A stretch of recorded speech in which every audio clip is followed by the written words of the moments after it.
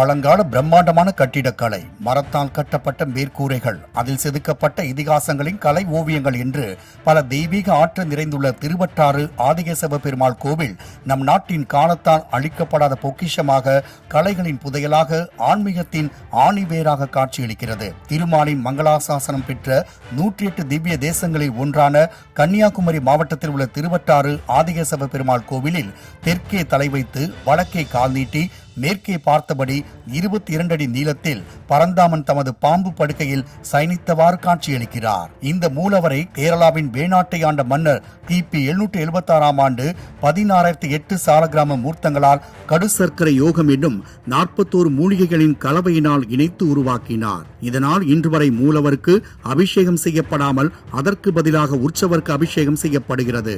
தல புராணங்களின் கூற்றின்படி பரந்தாமன் ஆதிகேசவ பெருமாள் கேசி என்ற பெயருடைய அரக்கனை வீழ்த்தியதாக ஐதீகம். அரக்கனின் மனைவியானவள் கங்கை ஆறு மற்றும் தாமிரபரணி ஆற்றின் தேவதைகளை வணங்கி ஒரு பெரிய பிரளயத்தையே வரவழைத்து விட்டாள். ஆனால் இது ஒரு விதத்திலும் பயனளிக்கவில்லை என்பதால் அவள் ஈசனிடம் சரணடைந்து விட்டாள்.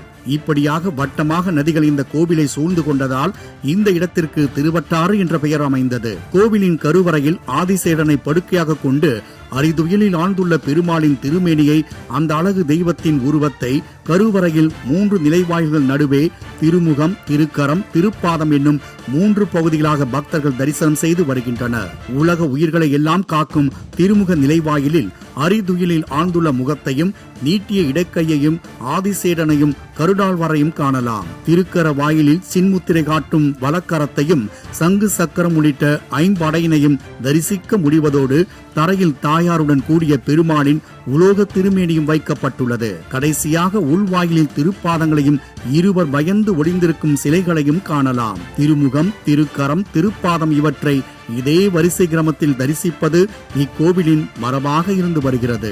அரக்கன் கேசியின் மீது பெருமாள் சாய்ந்தபோது அவன் தன் 12 கைகளால் தப்புவதற்கு முயற்சி செய்தான். இதை கண்ட பெருமாள் அரக்கனின் 12 கைகளிலும் 12 ருத்ராட்சங்களை வைத்து தப்பிக்க விடாமல் செய்தார். இவையே திருவட்டாரை சுற்றி சிவாலயங்களாக அமைந்துள்ளன. மகா சிவராத்திரியின் போது பக்தர்கள் 12 சிவாலயங்களையும் ஓடியவாறு தரிசித்து கடைசியில் ஆதிகேசவ பெருமாளையும் அவர் பாதத்தின் கீழ் உள்ள சிவனையும் தரிசிப்பது இன்றும் வழக்கத்தில் உள்ளது. இத்தலத்தின் தாயார் ஸ்ரீ மரகதவல்லி நாச்சியார் என்ற திருநாமத்துடன் அருள்பாலிக்கின்றார். கோவிலின் தீர்த்தமாக கடல்வாய் தீர்த்தமும் வாட்டாறு ராமதீர்த்தமும் உள்ள நிலையில் இந்த கோவிலின் திருச்சுற்றில் திருவம்பாடி ஸ்ரீ கிருஷ்ணனுக்கும் ஸ்ரீ சாஸ்தாவுக்கும் தனித்தனியே சன்னதி கொண்டு அருள்பாலிக்கின்றன. பெரிய முகப்பு வாயில், கதவுகள், தூண்கள் மற்றும் மேற்கூரை ஆகியவை கேரள கட்டிடக்கலை முறையில் மரத்தால் கட்டப்பட்டு அதில் நேர்த்தியாக தேவர்களையும் தேவிகளும் சித்திரங்களாய் செதுக்கப்பட்டு உயிர் உள்ள சிலைகள் போல் காட்சியளிக்கின்றன. கோதை, பாரளி, தாமிரபரணி ஆகிய 3 நதிகளுக்கு நடுவே எழில்மிகும் நிலப்பரப்பில் இக்கோவில் அமைந்து சிவபெருமானும் ஆதிகேசவ பெருமானும் இந்த தேசத்தையும் மக்களையும் வறுமை, நோய் நொடிகளிலிருந்து காத்து வருகின்றனர். கோவிலின் வெளிப்பிரகாரம் நெடுகிலும் இருபுறமும் கையில் திருவிளக்கேந்தி நிற்கும் தீப லட்சுமிகளின் சிலைகளும், பலிபீட மண்டபத்தின் இருபுறமும் ஒற்றை கல்லிலால் ஆன செதுக்கப்பட்ட கலை வடிவங்களும் சிற்பக்கலையின் சிகரத்தை எட்டி பிடித்துள்ளன. இன்னும் சிறப்பாக புல்லாங்குழல் ஊதும் கண்ணனின் இசையில் மயங்கி தாய்மாறி பால் குடிக்கும் விலங்கின குட்டிகளின் சிலையும் தத்ரூபமாக காட்சி தருகிறது. காலங்களாலும் சூழல்களாலும் அழிவை காணாத இந்த கலைக்கோவிலில் பெரிய கூடம் ஒரே கல்லால் செய்யப்பட்டதோடு அதன் சுவர்கள் மட்டுமே 3 அடிகள் தடிமம் கொண்ட பாறைகளால் நிலைநிறுத்தப்பட்டு பார்ப்போரை ஆச்சரியத்தில் ஆழ்த்துகிறது. இக்கோவிலின் கற்சிலைகளால் ஊர்த்துவ தாண்டவம், வேணுகோபாலர், மன்மதர் மற்றும் ரதி தம்பதியர், லக்ஷ்மணர் மற்றும் இந்திரஜித் போன்றவர்களின் சிலைகள் அற்புதமாக அழகுடன் செதுக்கப்பட்டு கண்கொள்ளா காட்சியாக நிலைத்து நிற்கிறது. குளிர்ச்சியான சூழலும் கண்ணை குளிர்விக்கும் வண்ண வண்ண சித்திரங்களும் கோவிலின் சுவரில் வரையப்பட்டு பல புராண செய்திகளை கண்முன்னே நிறுத்துகின்றன.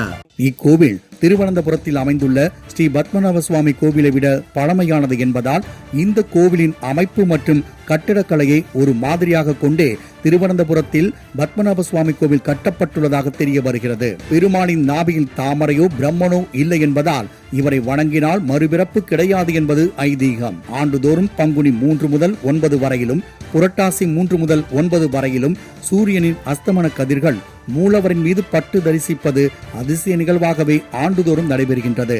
இருளுக்குள் பளபளக்கும் கண்ணங்கரிய திருமேனியும், விரிந்த கண்களும், அதில் தெரியும் கருணையும் கூர்மையான நாசிகளும் அதன் கீழே தெய்வீக புன்னகையும் மலர்ந்த தாமரை போல் முகமும் கொண்ட திருமாலின் தரிசனம் கிடைத்தால் போதும். வேண்டுதல்கள் இல்லை, வேண்டி பெற வேண்டியது எதுவும் இல்லை, அவன் பார்வை ஒன்றே போதும் என்கின்றனர் பக்தர்கள்.